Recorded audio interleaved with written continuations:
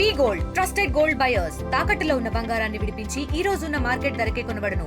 మరిన్ని వివరాలకు సంప్రదించండి 7710 so you have accepted. First point registration లేదు.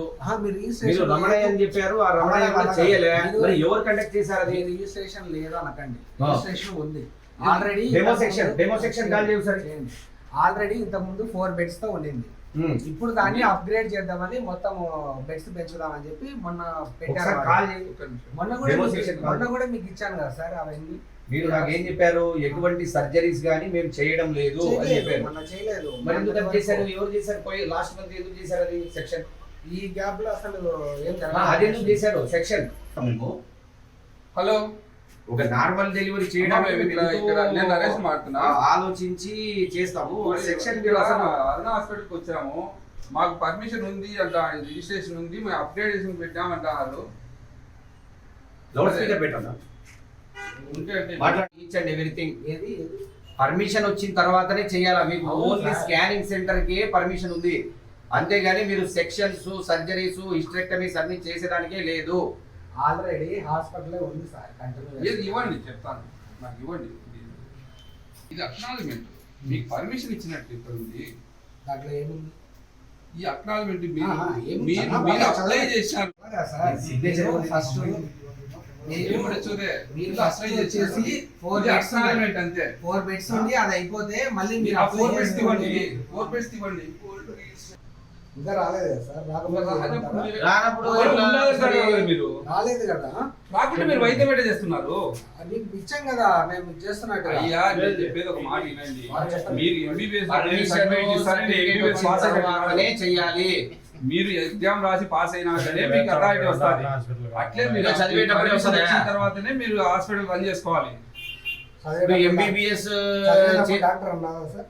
డాక్టర్ మాట్లాడదు నా దగ్గర, లాజిక్స్ మాట్లాడదు. ప్రింట్ ఇవ్వండి. ఈరోజు మేము వేంపల్లి పట్టణంలో ఉండేటటువంటి ఈ యొక్క అరుణ హాస్పిటల్ని ఈరోజు సీల్ చేయడం జరిగింది.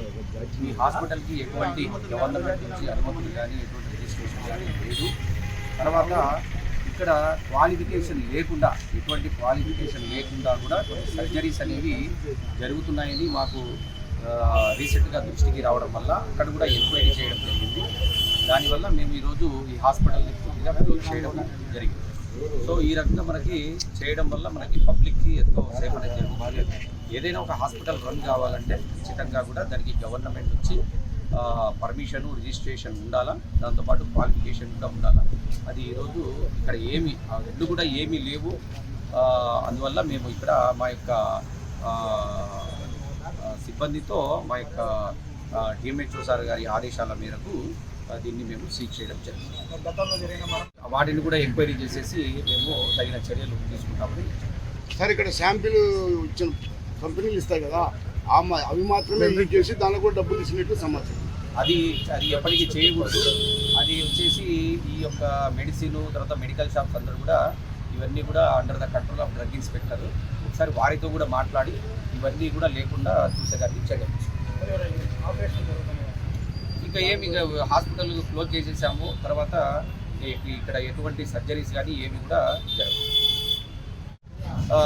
ఈ సీజ్ చేసిన తర్వాత కూడా మా యొక్క అనుమతి లేకుండా మళ్ళీ ఓపెన్ చేసి ఏదైనా సర్జరీస్ కానీ ట్రీట్మెంట్స్ ఇక్కడ ఏదైనా జరిగితే వెంటనే పోలీస్ సిబ్బంది వారికి కూడా కంప్లైంట్ చేసి చర్యలు తీసుకుంటారని డిఫరెంట్గా చెప్తాం.